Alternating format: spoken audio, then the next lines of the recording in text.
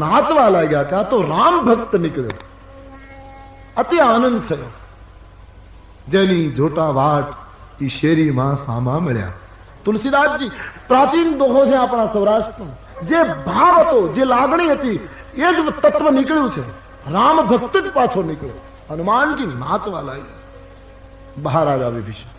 આપ કોણ છો પ્રભુ?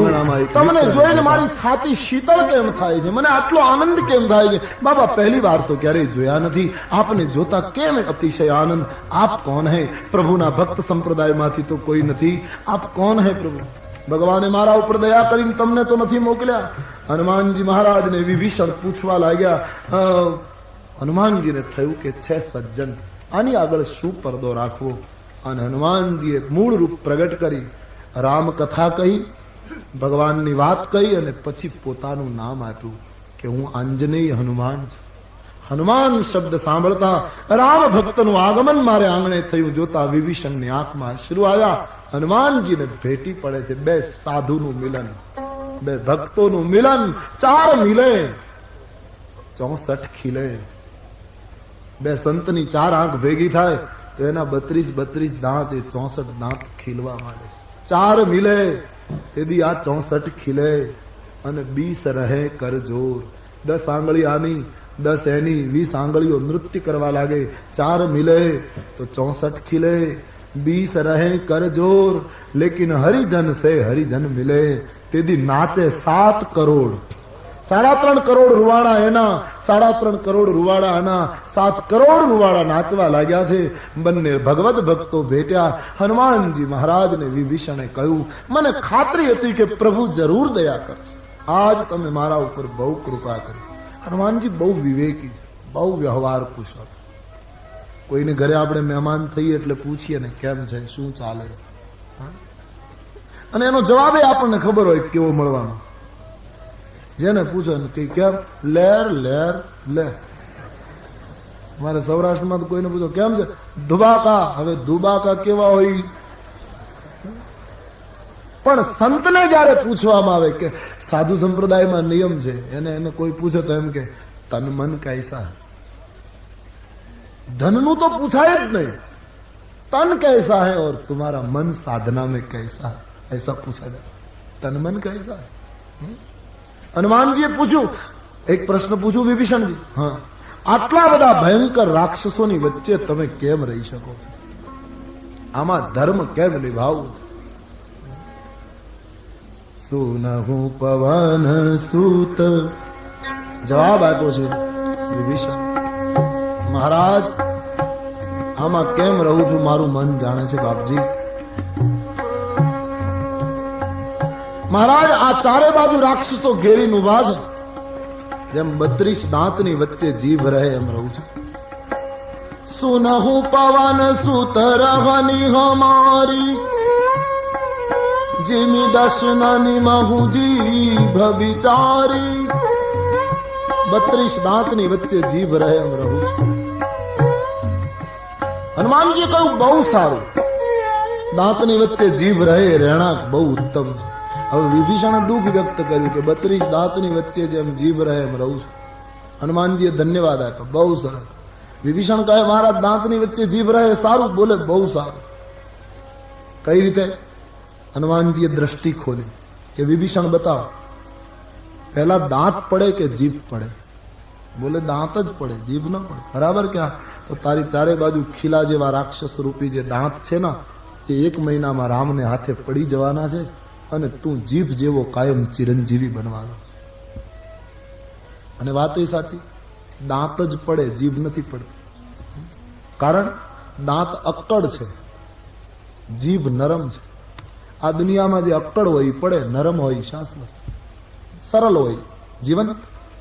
ત્રીજું, દાંત કાપવાનું કામ કરે એટલે પડે, જીભ ખોરાકને ભેળવવાનું કામ કરે એટલે શાશ્વત.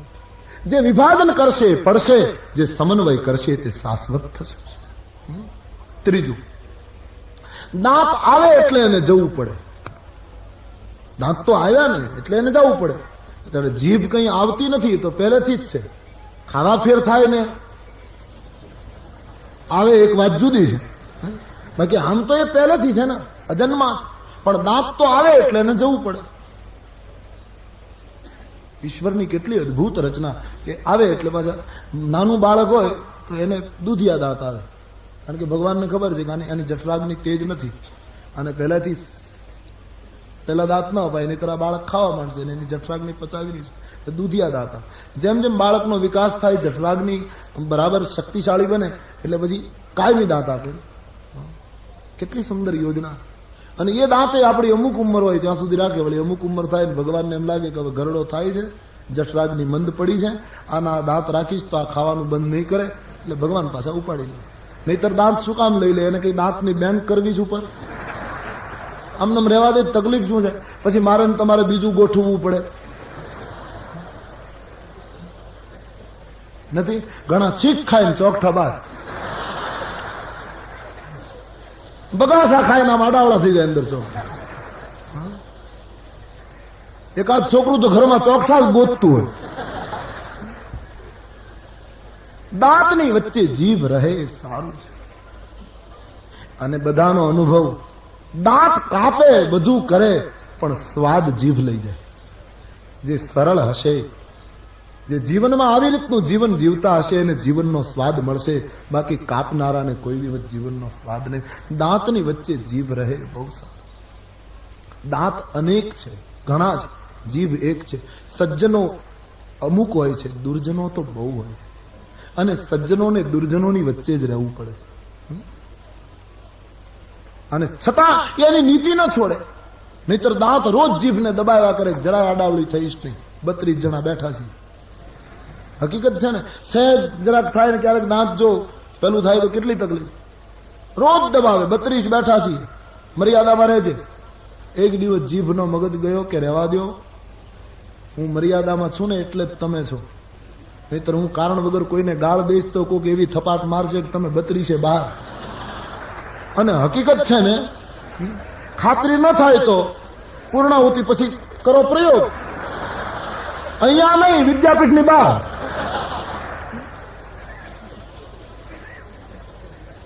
દાંત પડે છે, જીભ પડતી નથી. દુર્જનોનો નાશ થાય છે, સંતો શાશ્વત બને. કબીર સાહબ કા પ્રસિદ્ધ દોહા,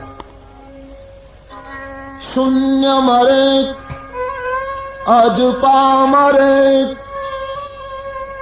અનહદ હું મર જાય, રામ સનેહી ના મરે કહ કબીર સમજાય. રામ પ્રેમી મરતા નથી. હનુમાનજીએ કહ્યું દાંતની વચ્ચે જીભ રહે, બહુ સરસ. અને આપણા બધાનો અનુભવ, દાંત જીભને દબાવે તો પણ ખાતા ખાતા જો દાંતની અંદર કોઈ વસ્તુ ભરાઈ જાય તો કાઢવાનું કામ જીભ કરે. સતત સંતને દયા આવે ને, દુર્જનો ત્રાસ આપે તો એને મદદ કર્યા કરે, એને સગવડ આપે. વિભીષણને જ્યાં આ અર્થઘટન બતાવ્યું, વિભીષણને બહુ આનંદ થયો છે. હવે વિભીષણે હનુમાનજીને કહ્યું, મને ખાતરી છે કે મારા ઉપર રામ, અને વિભીષણને કહ્યું તારા જેવા ઉપર રામ કૃપા કરે જ નહીં. મતલબ કે તું ખાલી રામ રામ જ બોલે છે, રામનું કામ બિલકુલ કરતો નથી. જે રામનું નામ તું જપે, એ જ રામના પત્ની સીતાનું અપહરણ કરીને રાવણ આવ્યો છે, તે ક્યારેય તારા ભાઈને કહ્યું કે આ ખોટું થાય? રામ કાર્યમાં તું કઈ બોલતો નથી. વિભીષણે સંકલ્પ કર્યો, હવેથી રામ કામ કરીશ, પછી તો કૃપા કરશે ને. હનુમાનજી કહ્યું પછી તો કોઈ દિવસ કૃપા નહીં કરે. બોલે આ કઈ રીતનો નિર્ણય? બોલે પછી કૃપા નહીં કરે, પછી રામ પ્રેમ કરશે, અને કૃપા કરતા પ્રેમનો દરજ્જો ઊંચો છે. હનુમાનજીને વિભીષણની આ રીતની સંવાદ. હનુમાનજીએ વિભીષણને કહ્યું, હવે મને વૈદેહી ક્યાં છે, માં ક્યાં છે બતાવ. યુક્તિ બતાવી. હનુમાનજી અશોક વાટિકામાં, સુંદર બાગ છે, વસંત ઋતુ કાયમ રહેતી હોય એવું લાગે. બ્રહ્માને બાગમાંથી પાન તોડવું હોય તો રાવણની મંજૂરી મેળવવી પડે. આવો જાપતા વાળો બાગ. હનુમાનજી ફરે છે, દ્રષ્ટિ પગના તળિયા ઉપર લાગેલી છે, અને મન રામના ચરણમાં લીન છે. હનુમાનજીને થયું કે આ જ માં હોવી જોઈએ. ભક્તિની નિશાની છે, દ્રષ્ટિ પોતાના પગ ઉપર અને મન રામના ચરણમાં. જે ભક્તિ કરતો હશે ને એનું મન રામ ચરણમાં હોય અને એના નયન પોતાના ચરણમાં. સાચો ભક્તિ કરનારો બીજાના પગલા કેમ પડે છે એનું બહુ ધ્યાન નહીં રાખે, મારા પગલા બરાબર પડે છે એનું ખાસ ધ્યાન રાખે. પોતાના ચરણ ઉપર દ્રષ્ટિ રાખે, મન રામના ચરણ ઉપર રાખે. હનુમાનજીને થયું આજ મારી માતા છે, અને માને સમજીને હનુમાનજી વિચાર કરે કે આજ વૈદેહી હોવા જોઈએ. સુકાઈ ગયેલું શરીર છે, વૃક્ષની ઉપર હનુમાનજી ઘટામાં સંતાયા. વિચાર કરે શું કરું, પ્રગટ થાઉં, મુદ્રિકા નાખું, રામ નામ બોલું. રામાયણકારે લખ્યું છે, એહી અવસર રાવણ તહ આવા. એ જ વખતે રાવણનું આગમન. સંગ નારી બહુ કિએ બનાવા. મંદોદરી આદિ રાણીઓને લઈને ઠાઠ માઠથી રાવણ દબદબા પૂર્ણ આવ્યો છે. હનુમાનજીએ જોયું કે આ તો સૂતો હતો એ છે. ઓ થોડી વાર જોઉં શું કરે. આવતા આવે તો રાવણે સીતાને કહ્યું, હે સુંદર મુખવાળી સીતા, આ મંદોદરી આદિ રાણીઓને તારી દાસી બનાવી દઉં, એક વાર મારી સામે જુએ. સીતાજીએ તણખલું લીધું હાથમાં અને રાવણને બતાવ્યું. મર્યાદા એક તો આડચ, એક મર્યાદા. અથવા તો રાવણને તણખલું બતાવવાનો અર્થ એ કે તું ગમે તેટલો વૈભવ બતાવ, તારી કિંમત મારી દ્રષ્ટિમાં તણખલા જેટલી નથી. અથવા તો એમ કહી દીધું, કદાચ તારી માંગણી ન સ્વીકારું તો તું મને મારી નાખશે, પણ મને મારો પ્રાણ હવે આ તણખલા જેટલો વાલો નથી. સીતાજીએ કહ્યું, રાવણ, કમળને ખીલવવા માટે સૂર્યોદય જરૂરી છે. નક્ષત્રોના તેજથી કમળ ન ખીલે. તું તો એક આજ્ઞા જેવો છે. રામને સૂર્ય સમાન અને રાવણને આજ્ઞા સમાન. સીતાજીએ જ્યાં કહ્યું, અકળાયેલો રાવણ તલવાર ખેંચીને દોડ્યો. સીતા તે મારું અપમાન કર્યું, શિરછેદ કરી નાખું, ખડક ખેંચ્યું અને જ્યાં મારવા દોડ્યો, હનુમાનજી જે ડાળ ઉપર બેઠા હતા એ ડાળ ધ્રુજવા માંડી. લાલ આંખ થઈ હનુમાનજીની કે થોડોક આગળ આવે તો ગળું પકડી લઉં, ભલે જામવંતે ના પાડી પણ હું શ્રી ગણેશ કરું. ભ્રકુટી ફરી મારુતિની. રાવણે ખડક ખેંચ્યું, સીતાજીને જ્યાં મારવા ગયો ત્યાં મંદોદરીએ કહ્યું કે પતિદેવ, હું આપને કહું છું તલવાર મ્યાન કરી દો. અબળાને ન મરાય. નારી સમાજનું ગૌરવ સાચવું આ મહિલા, રાક્ષસની મહારાણી. હું આપને કહું છું બીજી કોઈ સજા કરી શકો, બાકી નારીને મરાય નહીં. તલવાર મ્યાન. અને રાવણે તલવાર મ્યાન કરી. આનો અર્થ શું થાય આજના સંદર્ભમાં? આનો અર્થ એમ કરી શકાય કે રાવણે કયું કરતો હતો એમાં આપણે બૂમો પાડવા જેવું નથી. રાવણ જેવા રાવણને તલવાર મ્યાન કરવી પડી. 1 માસની મુદ્દત આપી છે. 1 મહિનામાં જો મારું કહ્યું નહીં માને તો હું તારો શિરછેદ કરી નાખીશ. સીતા અને રાક્ષસીઓને કહું, સીતાને ખૂબ ત્રાસ આપો. રાવણ ગયો. રાક્ષસીઓ સીતાજીને ત્રાસ આપવા લાગી. એ વખતે ત્રિજટા નામની એક રાક્ષસી એ સીતાને ખૂબ મદદ કરતી હતી લંકા નિવાસ દરમિયાન. એણે બીજી રાક્ષસીઓને કહ્યું કે સીતાને ત્રાસ ન આપો. ભલે રાવણે કહ્યું, પણ મને એક સપનું આવ્યું. શું? સપનમાં એક વાનર આપણી લંકામાં આવ્યો અને એને આખી લંકા બાળી નાખી. હનુમાનજી ઉપર બેઠા બેઠા સાંભળે, કમાલ છે, હું આવ્યો ને આને સપનું આવ્યું. બસ લંકા બાળવાનો નિર્ણય અહીંથી થયો કે જેમ બને એમ આનું સપનું ભગવાન સાચું પાડે. ત્રિજટાના કહેવાથી રાક્ષસીઓ ભાગી છે. સીતાજીએ ત્રિજટાની પાસે અગ્નિ માંગ્યો. મને અગ્નિ આપો, મારે બળી જવું છે. ત્રિજટાએ આશ્વાસન આપ્યું. રાત્રિએ લંકામાં અગ્નિ ન મળે, અહીં અગ્નિની મુશ્કેલી છે. હનુમાનજી સાંભળે. હનુમાનજીને થયું કે લંકામાં અગ્નિની મુશ્કેલી લાગે, કાલે છૂટ કરી દઉં. એક બીજો નિર્ણય. ત્રિજટા ગઈ. સીતાજી ખૂબ દુઃખી થયા છે. આકાશના તારાઓને માંગે, મને બાળી દો. અશોક વૃક્ષના અંકુરોને કહે, મને સળગાવી દો. આમ સીતાજી વિરહ વિકુળ બન્યા છે. ત્યારે હનુમાનજી મહારાજે મુદ્રિકા રામ કહીને લાલ નંગવાળી વીંટી ઉપરથી ફેંકી છે. સીતાજીના હાથમાં પોતાની જ મુદ્રિકા જે એણે રામને આપી હતી કેવટ પ્રકરણમાં, એ પોતાની જ મુદ્રિકા જોતા તુલસીદાસજી કહે, હનુમાન સીતાજી વિચાર કરવા લાગ્યા કે આ વીંટી આવે ક્યાંથી? રામને કોઈ જીતી શકે નહીં અને માયાથી આવી બની શકે નહીં. સીતા મન વિચાર કર રામ બોલા હનુમાન. સીતાજી વિચાર કરતા હતા એ વખતે હનુમાનજી ઉપર બેઠા બેઠા મધુર વાક્યો બોલ્યા. એમાં શું બોલ્યા? રામકથાનો આરંભ કર્યો. એમ તુલસીએ લખ્યું છે, રામચંદ્ર ગુણ બરન લાગા, સુનત હી સીતા કર દુઃખ ભાગા, સુનત હી સીતા કર દુઃખ ભાગા.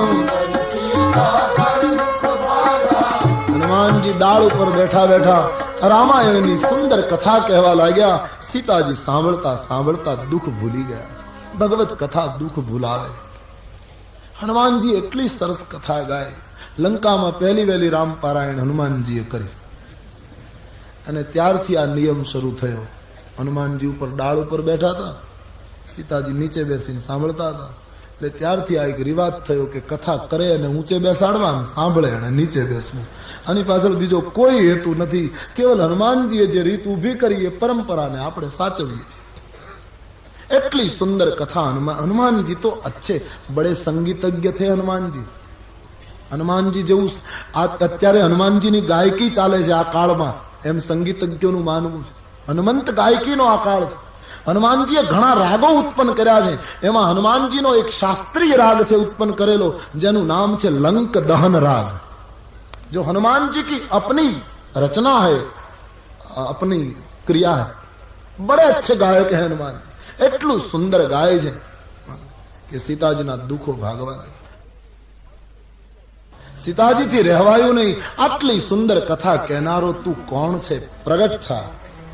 માંગણી કરી. હનુમાનજી રામ કહી કૂદી પડ્યા. હનુમાનજીનું એ વાનર રૂપ જોતા સીતાજી મુખ ફેરવી. ઓ આ કોઈ રાક્ષસ વાનરનું રૂપ લઈને હવે પહેલા આમંત્રણ આપ્યું કે તું પ્રગટ થા, પછી મોઢું ફેરવી. ખોટું ના લાગે હનુમાનજી? આપણને કોઈ કાગળ લખીને તેડાવે અને આપણે એના ઘરમાં પગ મૂકીને આખા ઘર આમ મોઢા ફેરવીને બેસી જાય. હનુમાનજીને જરાય ખોટું ન લાગ્યું. એમણે એમ કહ્યું કે માં તું મુખ ફેરવી ગઈ એ બહુ સારું કર્યું, કારણ કે કથાકારનું મુખ જોવા જેવું નથી, એની વાણીને જ પકડવા જેવી છે. માં વક્તા કો મત પકડો, વક્તવ્ય કો પકડો. એ ક્રાંતિકારી સૂત્ર હે રામચરિત. જ્યારે જ્યારે સમાજે વક્તાને કેવળ પકડ્યો છે ત્યારે સમાજે ભૂલ કરી છે. રામાયણની ચોપાઈઓને પકડો, તુલસીના ગ્રંથને પકડો. વક્તા નાશવંત છે, તે શાસ્ત્ર શાશ્વત છે. तुलसी की चौपाइयों को पकड़ो. आदर एक आ राष्ट्રની એક સંસ્કૃતિ છે, બાકી ફસાવાનું નથી. હજી તો ગતિ આગળ કરવાની. વક્તા કો મત પકડો, વક્તવ્ય કો પકડો. વ્યક્તિ શું છે મહત્વનું નથી, વ્યક્તિ માં શું છે કૃષ્ણમૂર્તિ કહેતે हैं. વ્યક્તિ શું છે મહત્વનું નથી, વ્યક્તિ માં શું છે એ બહુ મહત્વનું છે. ઉસકો પકડે, સૂક્ષ્મ કો પકડે. સીતાજીને અર્થઘટન ગમ્યું છે.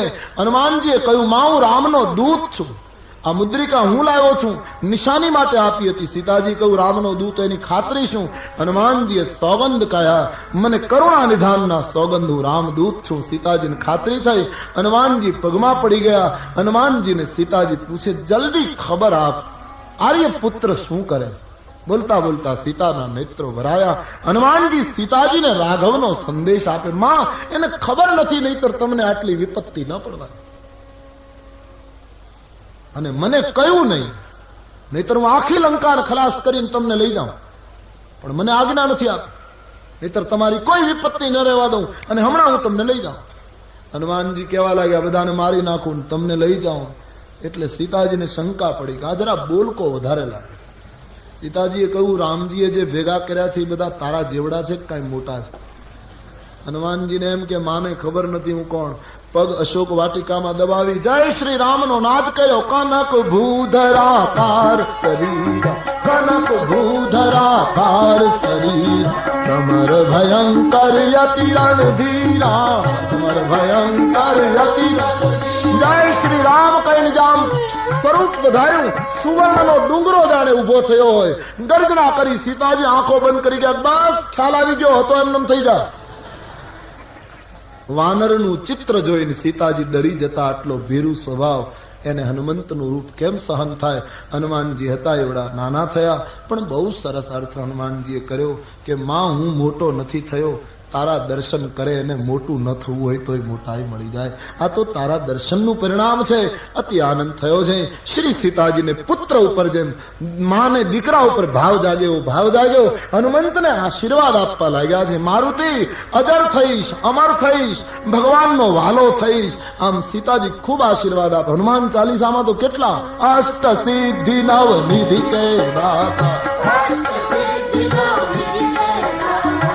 असबर दीन जानकी माता, रसायन तुमरे पासा, सदा रहो रघुपति के दासा। राम तारा ऊपर खूब प्रेम करशे। आ शब्द ज्યાં હનુમાનજીએ સાંભળ્યા નાચવા લાગ્યા હનુમાનજી। જે જોઈતું હતું એ નિર્ભર પ્રેમ મગન હનુમાના માના ચરણમાં પડી ગયા। પછી હનુમાનજીએ કહ્યું, માં મને ભૂખ લાગી છે। સીતાજીએ કહ્યું, અહીંયા તો રાવણનો બગીચો છે, આમાં ફૂલ ફળ તોડાય નહીં। રસ્તામાં ઘણા બાગ બગીચા આવ્યા, ઘણા લોકો મળ્યા છે, ત્યાં કઈ તે ખાધું નહીં? બોલે માં રસ્તામાં મળ્યા ને એ ખવડાવનારા નહોતા મળ્યા, બધા ખાનારા મળ્યા। કારણ કે રસ્તામાં જે મળ્યા એ બધા ભૂખ્યા હતા। સમાજમાં જે મળે એ બધા ભૂખ્યા છે। કોઈને સત્તાની ભૂખ, કોઈને સંપત્તિની ભૂખ, કોઈને પ્રતિષ્ઠાની ભૂખ, કોઈને પદની ભૂખ। આ આપણને શું તૃપ્ત કરી શકે? માં, ભક્તિ વગર જીવને કોણ તૃપ્તિ આપે? અને વાત એ સાચી, જગતમાં જ્યાં જોઈએ ત્યાં બધા ભૂખ્યા જ મળે। એક સરખું આપણી બહુ જૂની વાર્તા છે ને, એ છોકરો બીએ થયો ને નોકરી નહોતી મળતી, સર્કસની જાહેરાત સાંભળીને ગયો। સર્કસ વાળાએ કીધું કે અમારો એક રીંછ મરી ગયો, રીંછનું ચામડું પહેરીને તારે ખેલ કરવાનો, 300 રૂપિયા। ઠીક, એ તો એ રીંછનું પહેલા દિવસનો જ ખેલ ને રીંછનું ચામડું પહેરીને પેલો છોકરો ભણેલો 300 રૂપિયાનો એ જ્યાં આવ્યો, જ્યાં પાંજરું ખોલ્યું ને ભયંકર ગર્જના કરતો સાવજ નીકળ્યો। આન પેલો ભાગ્યો કે આ 300 રૂપિયામાં તો મારી નાખશે, આ તો સાવજ। ત્યાં સાવજે ધીમે રહીને કીધું, ગભરામાં, હું એમે છું, હું 400 માં ગોઠવાયેલો છું। અહીંયા બધા સરખા છે, આમાં કોની પાસે માંગવું? કોણ તૃપ્ત કરે? इस बस्ती में हमारे आंसुओं को कौन पोछेगा? यहाँ जिसको देखो उसका दामन भीगा लगता है। इस बस्ती में हमारे आंसुओं को कौन पोछेगा? यहाँ जिसको देखो उसका दामन भीगा लगता है। दीवारों से लिपट कर रोना अच्छा लगता है, हम भी पागल हो जाएंगे, भगवान कहीं ऐसा लगता है। हम कितने प्यासे हैं यारो सोचो तो, हम कितने प्यासे हैं जरा यारो सोचो तो। અમે કેટલા તરસ્યા છીએ, સૂફી કહે, હે મિત્રો જરા સોચો। हम कितने प्यासे हैं जरा यारो सोचो तो, एक सबनम का कतरा हमको दरिया लगता है, एक सबनम का कतरा हमको दरिया लगता है। दीवारों से लिपट कर रोना अच्छा लगता है, हम भी पागल हो जाएंगे ऐसा लगता। यहाँ किसको पत्थर फेंके, कैसर की गजल है ये। यहाँ किसको पत्थर फेंके, कैसर कौन पराया है। यहाँ किसको पत्थर फेंके, सूफी कहे कौन पराया है। शीश महल में हर एक चेहरा अपना लगता है, शीश महल में हर एक चेहरा मुझसा लगता है। दुनिया भर की यादें हमको मिलने आती हैं, शाम ढले इस सूने घट में मेला लगता है। शाम ढले इस सूने घर में मेला लगता है। इस बस्ती में हमारे आंसुओं को कौन पोछेगा। यहाँ जिसको देखो उसका दामन भीगा लगता है। कोनी પાસે ફરિયાદ કરવી, બધા ભૂખ્યા છે, सभी मस्त है, कौन किसको संभाले। जिसे देखिए सब लड़खड़ाने लगे हैं। આવી દશા છે। હનુમાનજીએ કહ્યું, માં તારા વગર કોણ સાધકને તૃપ્ત કરી શકે, તું ખવડાવ। અને બહુ સાચી વાત, જગતના માણસો તૃપ્તિ નહીં આપી શકે, ભક્તિ જ તૃપ્તિ આપશે. જ્યાં જાઓ ત્યાં. ભીમસેન માટે એવી કથા છે, એને પાણીમાં ડુબાડી દીધા ને પછી પાતાળમાં. ભીમસેન માટે એમ કહેવાય કે એને કુંતામાં પીરસે ત્યારે જ એને ઓડકાર આવતો, બાકી કોઈ એને જમવા ન બોલાવે. બોલાવે તો કુંતાને સાથોસાથ બોલાવે, કારણ કે કુંતાજી લાડુ પીરસે ત્યારે એને ઓડકાર આવે, બાકી ગમે તેટલું રાંધો ને માં પીરસે તો જ તૃપ્તિ, તો જ સંતોષ. ભીમસેન નો સ્વભાવ. પછી પાતાળમાં ગયા ને અહીંયા હસ્તિનાપુરમાં જાહેરાત થઈ, ભીમસેન ગુજરી ગયા. અને જાહેરાત થઈ પછી તો એની ઉત્તર ક્રિયા ચાલુ થઈ, બધું પાછળ કરી નાખ્યું. માં ખૂબ રડે. એમાં છેલ્લી બ્રાહ્મણોની 84 રાખી. આખા ગામના બ્રાહ્મણો પિતાંબરો પહેરી પહેરીને ભીમસેનનું છેલ્લું જે ઉત્તર ક્રિયાનું ભોજન એ જમવા. એ જ દિવસે ભીમસેન પાતાળમાંથી બહાર આવ્યા. દાઢી વધી ગયેલી. એનો અર્થ એમ કરી શકાય કે પાતાળમાં વાળંદની વ્યવસ્થા નહીં. હકીકત છે. અને એક વસ્તુ તો જે વાંચ્યું છે એ કહું છું, સ્વર્ગમાં દૂધ નથી. આ એક તમે ખાસ ધ્યાનમાં રાખજો. સ્વર્ગમાં દૂધ નથી મળતું.